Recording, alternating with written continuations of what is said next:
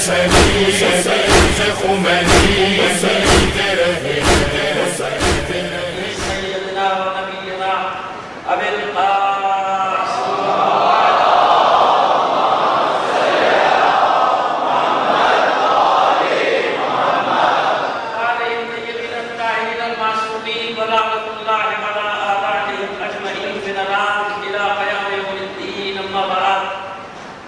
قال الله تعالى في كتابه المبين وهو أصدق القائلين وقوله الحق بسم الله الرحمن الرحيم والله أخرجكم من بطون أمهاتكم لا تعلمون شيئا وجعل لكم السمع والأبصار والأفئدة لعلكم تشكرون صلوات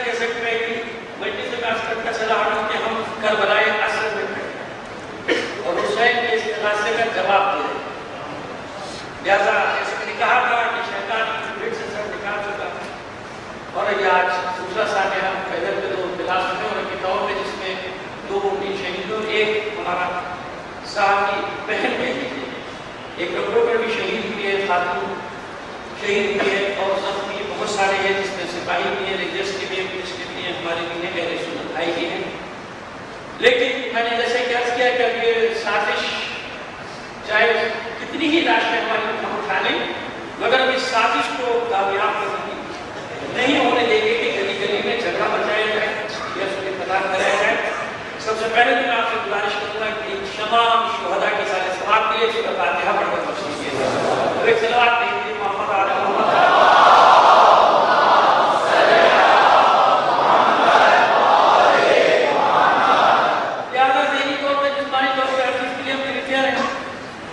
سیکورٹی کے دعوے اپنی جگہ ہمیں وہ کرنا ہے جو کرنا ہے جو کرتے آ رہے ہیں ہمیں وہ کرنا ہے لہٰذا آج تک جو بھی ہے ہر قسم کی صورتحال کے لیے تیار ہے ایسا بھی ہوگا ہمیں دن شزا نکالنے ہیں ہمیں ماتم کرنا ہے ہمیں مجلس کرنی ہے نہ کبھی پیچھے ہٹیں گے نہ کبھی پیچھے ہٹیں گے انشاءاللہ اور کامیابی یہ ہے میں آپ کو بتاؤں کامیابی کیا ہے یعنی دشمن کی شکست ہے یہ سازش ہو رہی ہے مسلسل یہ سازش ہو رہی ہے کہ ہمیں توڑ دیا جائے ہمیں الگ الگ کر دیا جائے ان احمقوں کو یہ نہیں معلوم کہ حسین نہ شیعوں کا ہے نہ سنیوں کا ہے انہیں یہ نہیں معلوم اگر حسین کسی مکتب یا کسی فرقے کا ہوتا شاید ممکن ہے مگر حسین کو وہ ہستی ہے کہ جہاں بھی انسان بستے ہیں وہ حسین سے اپنے تعلق کو فخر سمجھتے ہیں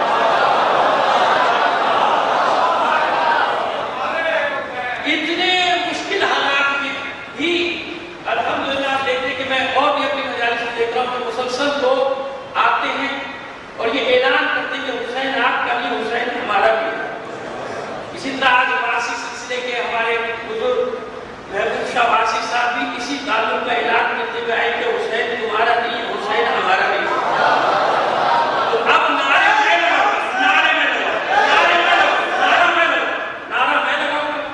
جواب آپ سمجھیں گے میں نے کہا نا کہ یہ فتح ہے حسینیت کی کہ تم کتنی غارت دری کر لو جہاں بھی انسان رستا ہے ہر انسان کو کرے گا کہ حسین میرا حسین نعرہ تکبیر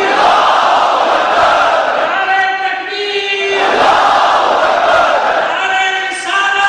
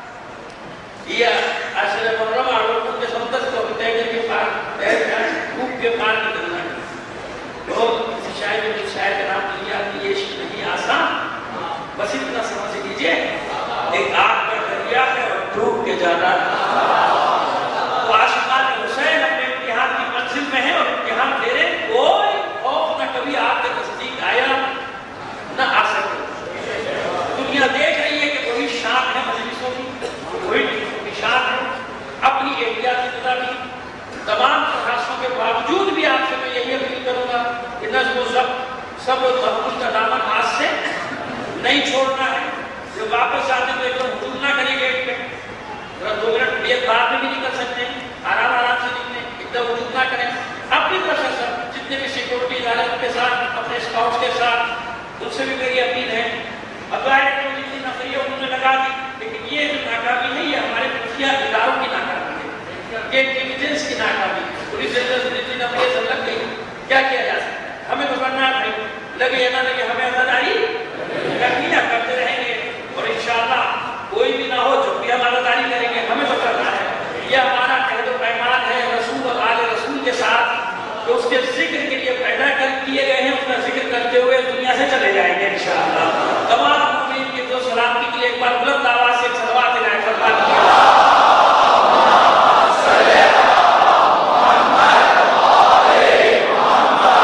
اور دعا بھی کیجیے کہ پروردگار محبوب شاہ واسطہ جیسے افراد جو ہمارے معاشرے میں بے شمار کی تعداد میں بے شمار تعداد میں موجود ہیں, پروردگار عالم ان لوگوں کو بھی سلامت رکھے. ان کے لیے بھی بڑی مشکل ہو جاتی ہے, جیسے یہاں سے دوسرے کہتے کہ آپ وہاں چلے گئے, مگر یہ حسین کے لیے آتے ہیں, یہ آپ کے میرے لیے نہیں آتے. یہ حسین کا ذکر سننے کے لیے آتے ہیں. ایک بار اور سلوات دے دیجیے.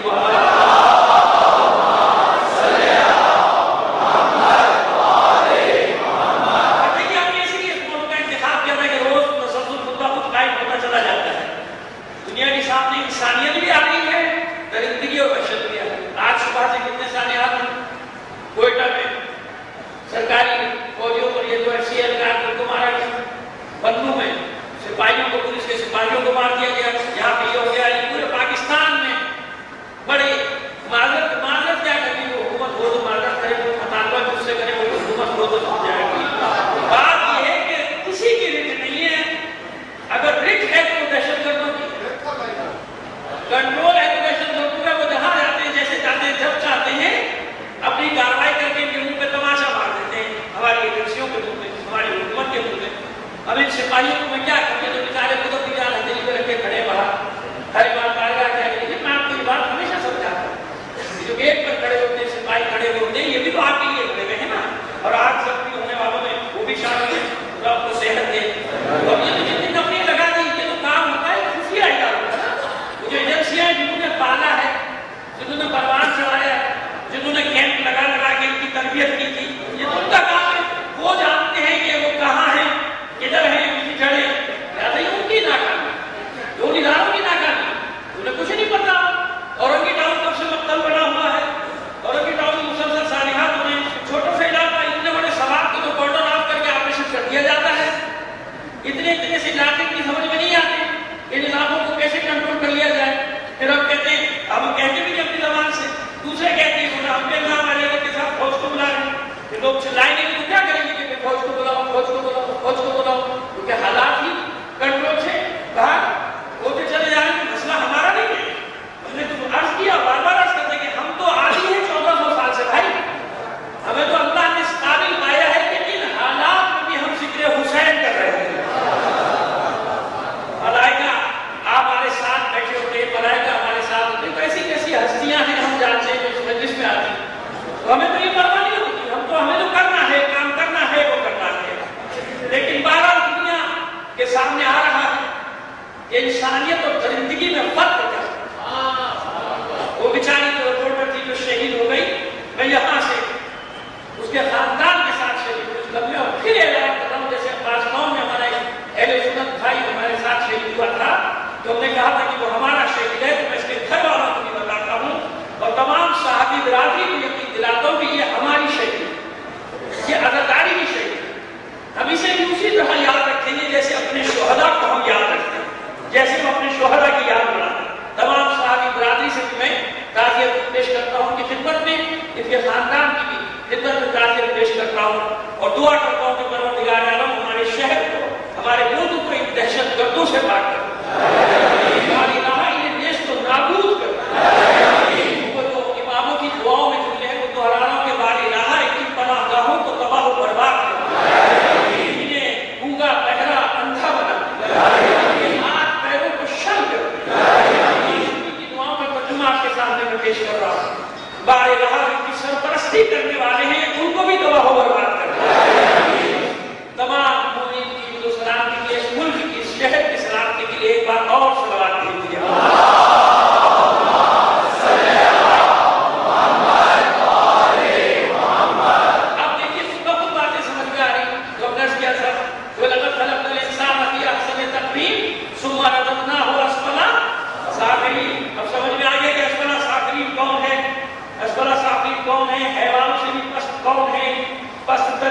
قوم ہے جہاں عورتوں بچوں ماؤں بہنوں کسی کا کوئی احترام نہ ہو, کسی کی جان کی قیمت نہ ہو. کل وہ بیچارہ بچہ جو 11 سال کا 10-11 سال کا بچہ ہے آپ نے سے دیکھا ہوگا, اس کو کیا سکھا, اس کو کیا معلوم, اس کو کیا پٹی پڑا, اس کو کون سے انجیکشن سن کر جگہ لگا کر اس کو خود کچھ جیکٹ پہنا کے بھیجا. تو آپ دیکھیں کیسے درندے لوگ ہیں, کیسے وحشی لوگ ہیں, یہ کس قسم کے لوگ ہیں, یہ کون سا دین ہے بھائی. کوئی مسلمان اسے اسلام نہیں کہہ سکتا کسی بھی مکتب فکر کا ہو. میں چیلنج کرتا ہوں, کوئی ایک مکتب فکر کہتے کہ یہ اسلام ہے, اسے اسلام کہتے ہیں. یہ کوئی دین ہے جو میں عرض کر رہا ہوں کہ معلوم خود بھی نہیں معلوم کہ اسلام کیا ہے. ان لوگوں سے, ان وحشی لوگوں سے ہمارا واسطہ پڑا ہے. اور جب کہ پروردگار عالم نے کیا ارشاد فرمایا, کیا مقام ہے, وَلَقَدْ كَرَّمْنَا بَنِي آدَمَ وَحَمَلْنَاهُمْ فِي الْبَرِّ وَالْبَحْرِ وَرَزَقْنَاهُم مِّنَ الطَّيِّبَاتِ. ہم نے انسان کو, اس آدم کی اولاد کو کریم بنایا, مکرم بنایا, کریم کے مکرم بنایا, یعنی اسے کرامت دی, اسے شرف دیا, اسے عزت, اسے تکریم دی, اور اسے اس کے لیے مسخر کر دیا, اسے برتری دی پیغمبر پر. وَحَمَلْنَاهُمْ فِي الْبَرِّ وَالْبَحْرِ, خشکی پر, تری پر اس کو حکومت دی. اللہ کو خود فرمانا کہ ہم نے تمہیں یہ سب کچھ دیا, تکریم بھی دی اور اتنی قوت دی, یعنی اتنا علم دیا. یہ آگے بتائیں گے کہ علم کی کیا ہے, اتنا علم دیا کہ تمہارے لیے مسخر کر دیا, پیغمبر کو مسخر کر دیا. وَرَزَقْنَاهُم مِّنَ الطَّيِّبَاتِ, اس بنی آدم کو ہم نے پاک غذاؤں کو اس کا رزق قرار دیا. وَفَضَّلْنَاهُمْ عَلَىٰ كَثِيرٍ مِّمَّنْ خَلَقْنَا تَفْضِيلًا, اور جتنی بھی مخلوقات خلق کی ہیں ان میں سے کثیر پر اس کو فضیلت دی. ہم نے تو اس کو ایسا بنایا, کثیر پر فضیلت. یاد رکھیے گا کہ بنی آدم کی حیثیت سے ہر انسان کو کثیر مخلوقات میں فضیلت ہے. مطلب بولنے کی طاقت کسی حیوان میں نہیں ہے, انسان میں ہے. یہ فضیلت کثیر فضیلت. اور وہ جو مطلقہ فضیلت ہے اس کے بارے میں ہم بات کر چکے کہ جتنی بھی مخلوقات ہیں ان سب سے افضل ہے وہ انسان جو اپنی اس تقریب کی, اس عزت و شرف کی حفاظت کرتا ہے جو اللہ نے اس کو دی. لیکن بنی آدم کی حیثیت سے ہر انسان کو کچھ نہ کچھ فضیلت ہر مخلوق پر حاصل ہے. فَضَلْنَاهُمْ عَلَىٰ كَثِيرٍ مِّمَّنْ خَلَقْنَا تَفْضِيلًا, جیسے کہ فضیلت دینے کا حق ہے, کثیر پر فضیلت دی. ہم نے تو مکرم بنایا,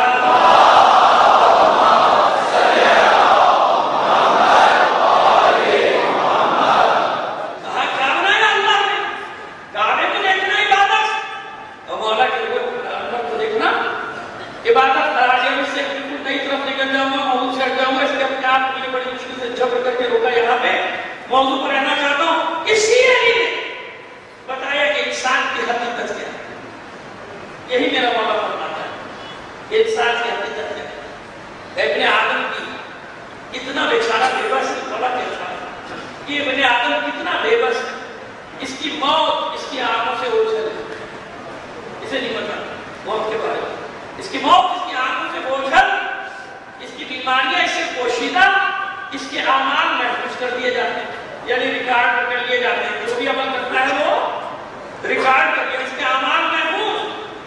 تو کتنا بے بس بیچارہ مچھر کے کاٹنے سے چیخ اٹھتا ہے، مچھر کے کاٹنے سے ایک مچھر کے کاٹنے سے یہ چیخ اٹھتا ہے، پسینے سے بدبو دینے لگتا ہے. اس کو پسینہ آ جائے ہو، پسینہ اسے بدبودار بنا دیتا ہے، پسینہ اس کو بدبودار بنا دیتا ہے. یہ حیثیت انسان کی یہ ہے انسان کس بات کیا کر رہا ہے، نہ اس کو اپنی موت کا پتا، نہ اس کو اپنی بیماری کا پتا. اعمال اس کے پوشیدہ کر دیے گئے، اعمال اس کے محفوظ کر دیے گئے، اعمال ریکارڈ کر دیے گئے. مچھر کے کاٹنے سے چلا اٹھتا ہے، پسینہ اس کو بدبودار بنا دیتا ہے. فضیلت کیا ہے؟ یہ تو کمزوریاں ہیں نا، اسی لیے میں نے مولا کا فرمان کا سہارا دیا. مولا فضیلت کیا ہے؟ انسان تو یہ ہے، انسان یہ ہے، اس کی یہ صفات یہ خوشیاں ہے، یہ اس میں کچھ بھی نہیں، اس کو کچھ بھی نہیں بتانے والے. چلا اٹھتا ہے، مچھر کے کاٹنے سے چلا اٹھتا ہے، ذرا سے تکلیف کو چیخنے لگتا ہے. یہ اس کے موت کا اس کو پتا نہیں، بیماری اس کو پوشیدہ ہے، پسینہ اس کے جسم کو بدبودار بنا دیتا ہے. بعض اس کے ساتھ بیٹھتا ہے، یہ بو آ رہی ہے نا. یہ حیثیت ہے، اس کی یہ مقام ہے.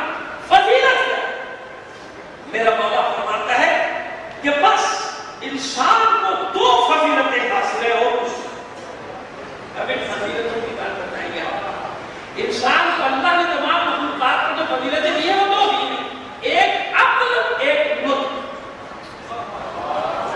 ایک عقل دی ہے، ایک نطق. نطق یعنی بولنے کی طاقت. ایک عقل دی ہے اور ایک نطق. عقل کے ذریعے سے اصلا فرماتے ہیں فضیلت رہتا ہے. عقل کے ذریعے سے یہ خود فائدہ اٹھاتا ہے، نطق کے ذریعے سے خلق خدا کو فائدہ پہنچاتا ہے.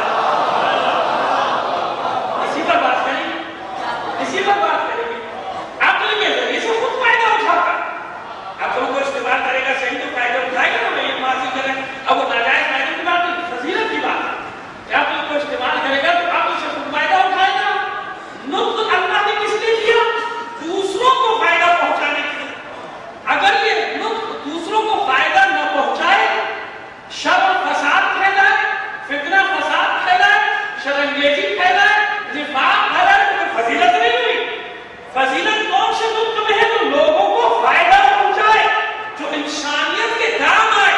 انسانیت کو تباہ کرنے والا نطق فضیلت نہیں.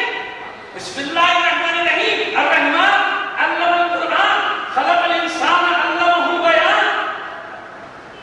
کس چیز کو فضیلت قرار دیا؟ کہ وہ اللہ جس نے انسان کو خلق کیا، تعلیم دی اور بیان کی قوت، بیان کی قوت دی. یہ قوت کس نے دی ہے انسان کو؟ الرحمن خلق الانسان علمہ البیان. خلق الانسان علمہ البیان. جس نے انسان کو خلق کیا اور اسے بیان کی قوت دی. یہ بیان کی قوت کس کے لیے ہوئی ہے؟ اللہ. میری اپنی نہیں ہے. یہ خطابت کے جو کرشمے دکھائے جاتے ہیں، لوگوں کے شہروں پر حکومت کی جاتی ہے، تو یہ اپنی دی ہوئی چیز نہیں ہے، بلکہ کیا ہے؟ یہ اللہ کی دی ہوئی صفات. اللہ نے دیا، امانت ہے. وہی لوگ جو فائدہ پہنچائے لوگوں کو. قرآن بھی یہ فرما رہا ہے کہ اگر تمہارے پاس بولنے کی صلاحیت ہے، اگر تم مقرر ہو گئے ہو، اگر تم خطیب بن گئے ہو، یہ تمہارا کچھ نہیں، یہ ہم نے دیا. کیوں دیا ہے؟ تاکہ لوگوں کو فائدہ پہنچاؤ، تاکہ لوگوں کو فائدہ پہنچاؤ.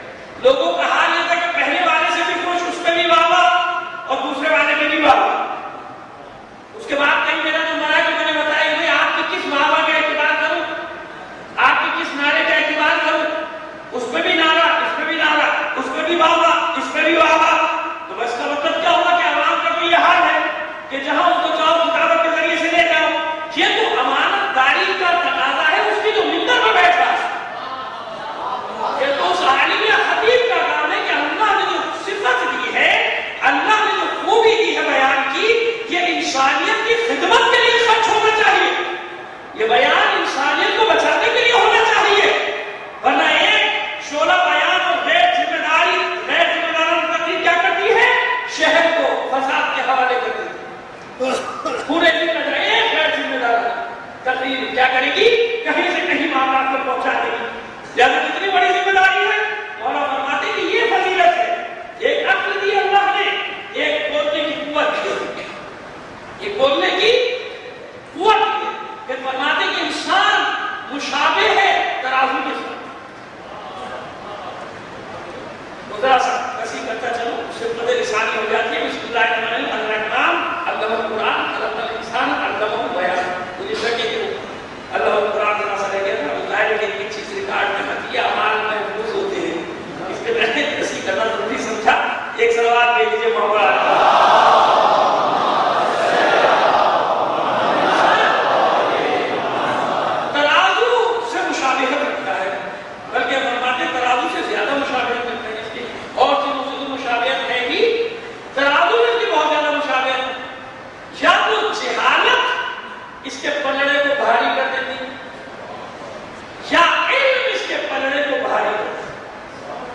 یعنی یہ دو پلڑوں کی طرح ہے, جہالت اور علم.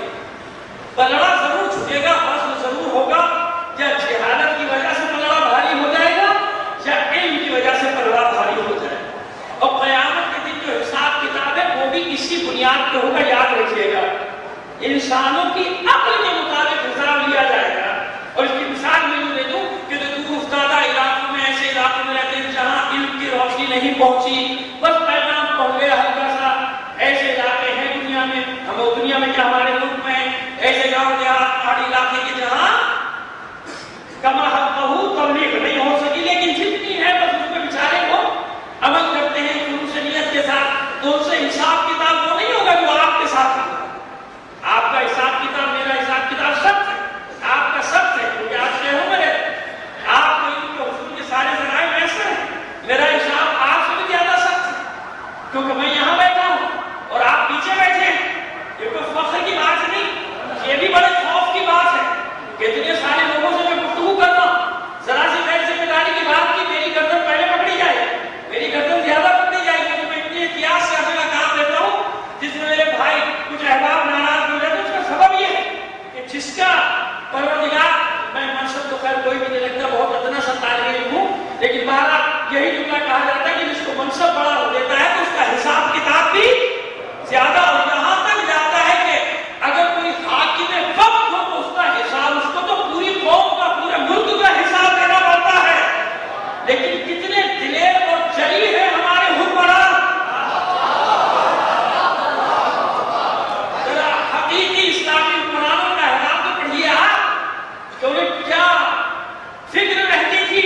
کیوں نانے جلی, کیوں بوریا, کیوں فرش, کیوں پیوند لگے کپڑے, کیوں پیوند لگی جوتیاں, کس لیے ہوتی تھی؟ اس لیے کہ ان سب کی ذمہ داری ہے. یہ لاکھوں کا ملک ہو یا کروڑوں کا ملک ہو, ان سب کی ذمہ داری ہے. کوئی یہ نہ کہہ سکے میرے پاس کھانے کو نہیں تھا اور یہ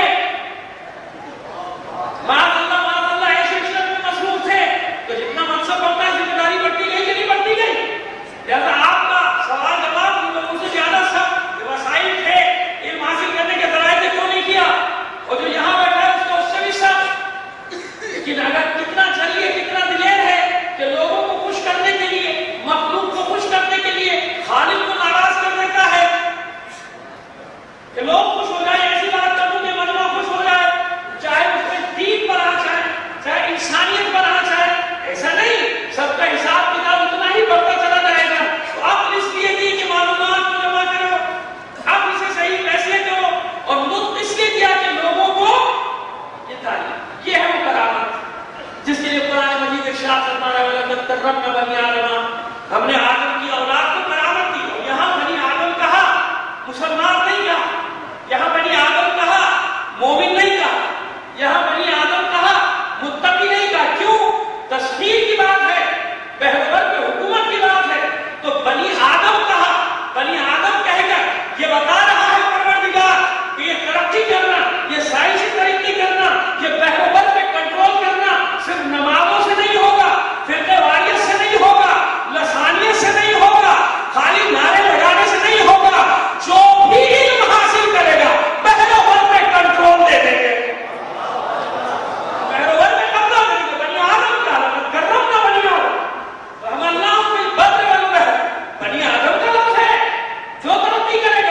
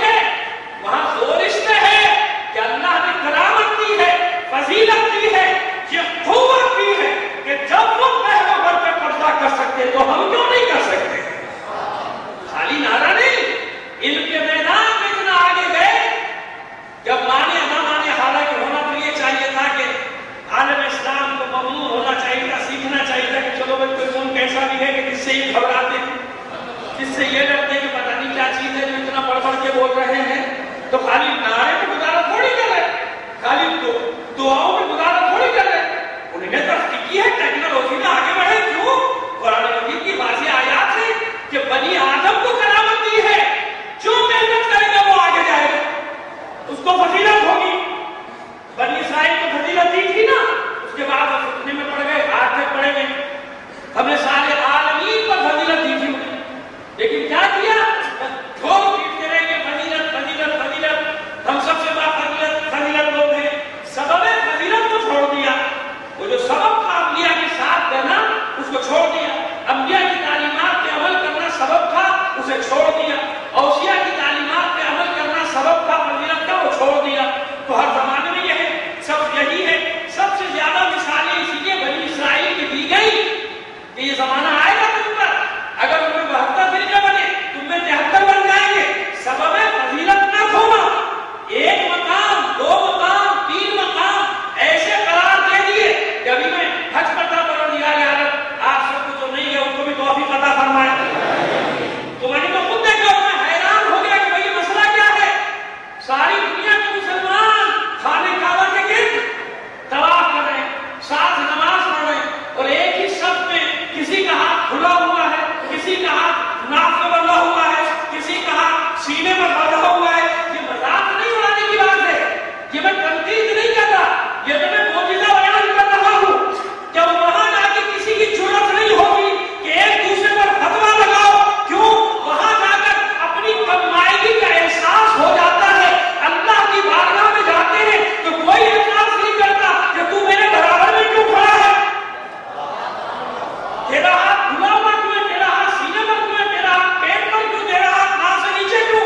اللہ نے ہر سال جمع کر کے بتایا کہ اگر آج بھی اللہ کے نام پر اکٹھا ہو جاؤ، ارے تم سب اہل قبلہ ہو، 5 وقت قبلے کی طرف رخ کر کے کھڑے ہو کر اعلان کر رہے ہو کہ کوئی مسلکی اختلافات صحیح، مگر ہم سب اہل قبلہ ہیں، مرکز ایک ہے.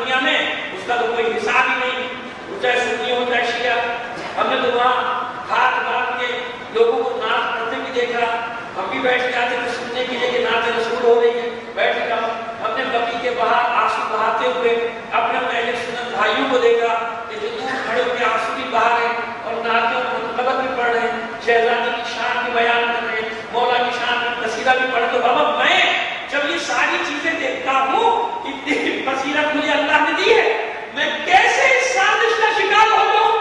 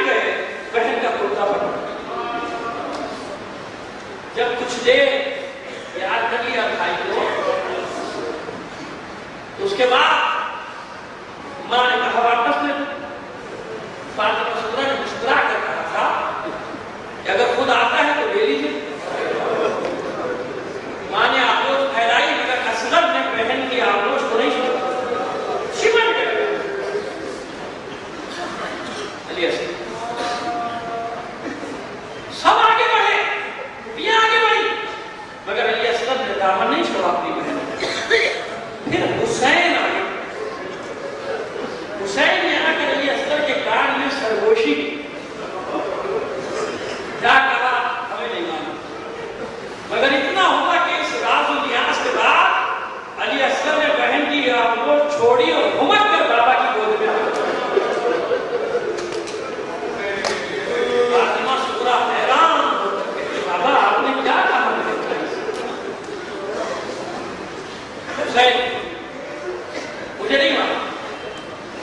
لیکن دل کہتا ہے بس یہی کہا ہوگا اس نے کہ علی اصغر اگر تو میرے ساتھ نہیں جائے گا تو فاتح جنگ کربلا کون بنے گا؟ اس لیے لے کر آئے تھے کہ دکھانا چاہتے تھے کہ کیسے درندے میرے مقابلے پر، کہ ان کی نگاہ میں شیر خار بھی اس قابل نہیں کہ اس پر رحم کیا جائے. یہ خار بچوں کو ملے گا نہیں کھایا گیا، اس لیے علی اصغر بلائے. اور جب شب عاشور مائیں اپنے بچوں کو تیار کر رہی تھی تو ایک ماں ایسی تھی جو رو رہی تھی. یہ ہے جناب القربا، کوئی جوان بیٹا ہے ہی نہیں، 4 سال کی بچی ہے جناب سکینہ، جب ماں کا علی اصغر جو گہوارے روتی جاتی ہیں، گہوارے کو پھینک دیتی جاتی ہیں، بچے سے گفتگو کر رہی ہیں کاش میرے لال اتنا بڑا ہوتا کہ تلوار ہی اٹھا لے. کل سب اپنی قربانیاں پیش کریں گے، مہدی اپنی طرف سے کچھ پیش کر دیں گی. مجھے یقین ہے کہ علی اصغر اپنی ماں کی گفتگو سن کے گھمکنے لگا ہو گہوارے میں، اور زبان بے زبانی سے اپنی ماں کو سمجھانے کی کوشش کرتا ہوگا کہ اے ماں گرامی اطمینان رکھو، اطمینان ذرا اصل عاشور تو آنے دو، پھر دیکھو تمہارا علی اصغر کیا کرتا ہے. اگر میرا چچا فارس فاتح مراد ہوگا تمہارا یہ جتنا مجاہد علی اصغر فاتح جنگ کربلا بن جائے گا. میرے ماموں صاحب ڈاکٹر کبھی سالی صاحب ایک واقعہ ختم کرتے ہیں، چاہتا ہوں جلدی سے بیان کرنے کی گزر جاؤں.